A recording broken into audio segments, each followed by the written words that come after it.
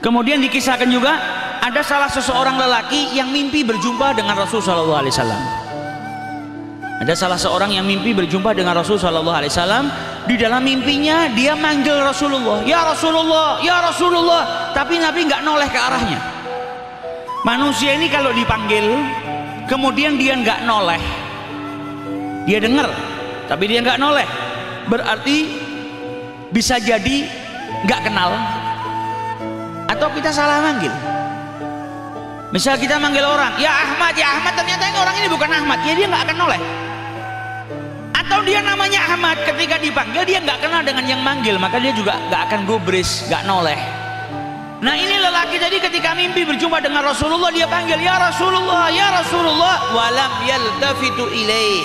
Tapi Rasul sallallahu alaihi wasallam nggak menoleh ke arahnya, maka dia kebingungan. Akhirnya dia lari ke arah Rasul sallallahu alaihi wasallam, berdiri di hadapannya Rasulullah. Dia bertanya, "Ya Rasulullah, kenapa engkau tidak menoleh ketika saya panggil? Hal anta alayya ghadban? Apakah engkau ini marah kepadaku?" Maka dijawab oleh Rasul sallallahu alaihi wasallam, "Tidak, saya enggak marah kepadamu, bahkan saya enggak kenal kepadamu." Bagaimana mungkin saya marah? Kenal saja tidak. Maka yang mimpi jadi bingung, "Ya Rasulullah, bukankah para ulama itu menjelaskan bahwasanya engkau ini mengenal umatmu melebihi daripada kenalnya seorang ibu kepada anaknya? Engkau cinta kepada umatmu melebihi daripada kecintaan seorang ibu kepada anaknya." Kata Rasulullah, "Sadaqu."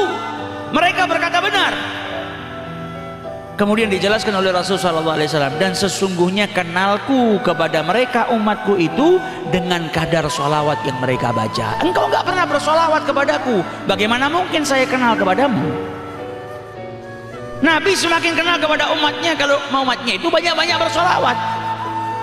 Orang yang bersolawat kepada Rasulullah itu diriwayatkan disampaikan oleh malaikat kepada Rasul sallallahu alaihi wasallam, disampaikan dengan namanya, bahkan bukan namanya saja, nama ayahnya pun disebut. Ketika seseorang bersolawat, maka malaikat datang kepada Rasulullah dan berkata, "Inna fulan, fulan," lalu namanya Ahmad berarti Ahmad bin Muhammad, kalau ayahnya namanya Muhammad, "yusallimu alaik" atau "yusalli alaik," bersolawat kepadamu. Nah kalau orang sehari solawat kepada Nabi 1000 kali, bayangkan kalau kita setiap hari ada orang datang kepada kita mengucapkan, "Pak Ahmad kirim salam," 1000 kali. Semenit setelahnya itu, "Pak Ahmad kirim salam."